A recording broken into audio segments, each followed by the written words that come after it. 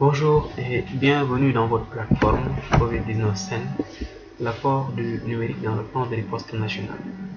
Donc dans cette vidéo, on va essayer de présenter la rubrique cartographie, parce qu'il y a des vidéos qui ont été précédées et qui ont fait état de la présentation de la plateforme. Donc aujourd'hui, nous allons essayer de nous intéresser sur l'apport de la cartographie dans le suivi de l'évolution du COVID-19. Vous le savez tous que depuis l'apparition du coronavirus en Chine, dans la ville de Wuhan, ce virus n'a cessé depuis lors de poursuivre son offensive. Et aujourd'hui, on se rend compte qu'il a atteint le stade de pandémie mondiale. Mais il y a un aspect beaucoup plus important, c'est que dans tous les pays du monde, c'est les villes qui jadis étaient les centres d'organisation et de gestion de l'espace. Les villes qui animaient et dynamisaient leur hinterland sont aujourd'hui les foyers les plus touchés et à partir desquels s'organise la propagation du virus à l'échelle des territoires. C'est un aspect important à prendre en compte dans l'analyse spatiale de ces épidémies. Pour expliquer ce phénomène, il y a pas mal de théories qui ont vu le jour. Il y a différentes théories et modèles, différents outils. Et la cartographie a toujours joué un rôle majeur. A toujours été l'outil le plus pertinent, surtout quand il s'agit de représenter ces phénomènes dans l'espace.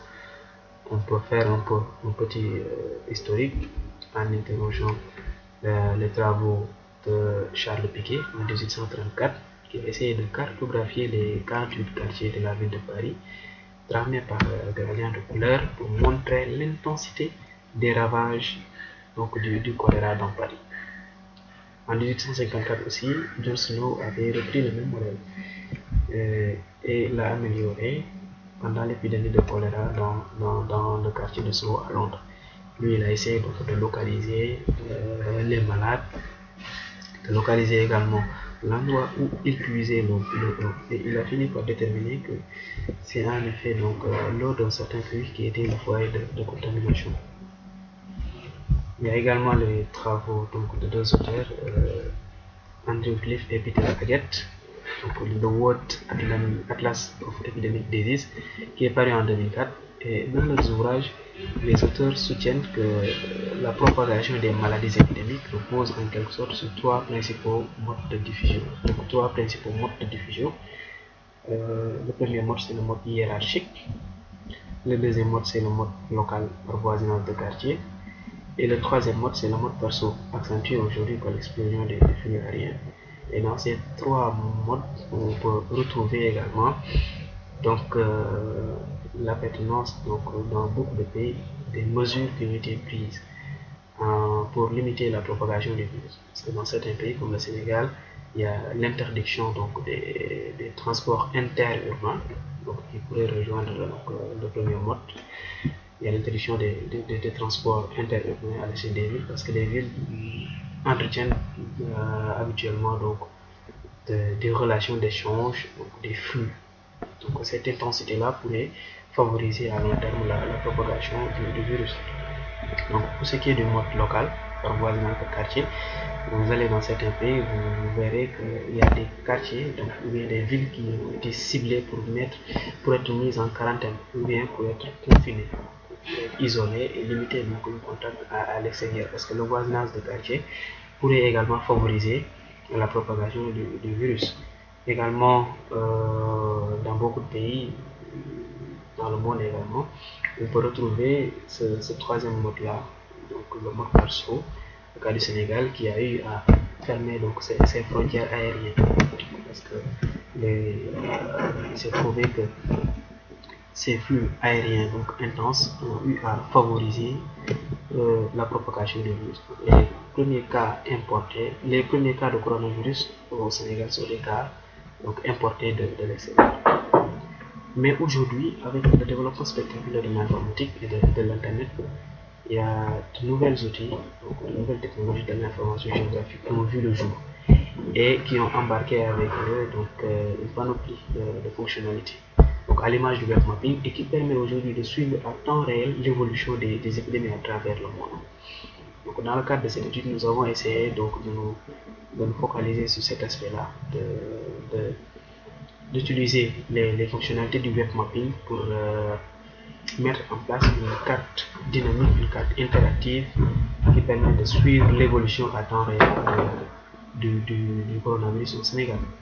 Et sur ça, nous allons nous rediriger dans une application de Google My Map, une application qui a été développée par Google. Et nous sommes servis de cette application pour créer une carte dynamique, une carte interactive qui permet de suivre à temps réel l'évolution du virus. Et là, vous avez la possibilité de changer de vue. Là, par défaut, c'est le mode plan qui est affiché, mais toutefois, vous pouvez afficher le mode satellitaire ou bien revenir sur le mode affichage plan. Donc l'interface se présente ainsi. Là, vous avez donc les points rouges qui représentent les districts sanitaires qui ont été jusque-là touchés par l'épidémie. Donc au total, c'est 33 districts à ce jour du premier.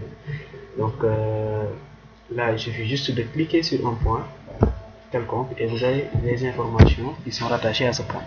Et nous avons pris comme information attributaire le nom du district sanitaire, donc le nombre de cas confirmés et la population, hommes, femmes et la population totale, donc pour chaque district sanitaire. Également, vous avez la possibilité donc, de filtrer, il y a une méthode de recherche qui est embarquée, il y a une méthode de recherche qui est embarquée là-dedans. Vous pouvez donc filtrer par nom de district. Là, vous pouvez sélectionner par exemple une ville, un district sanitaire. Là, c'est le district de Touba. Et là, vous avez donc les informations relatives à ce point-là, cas confirmé, etc.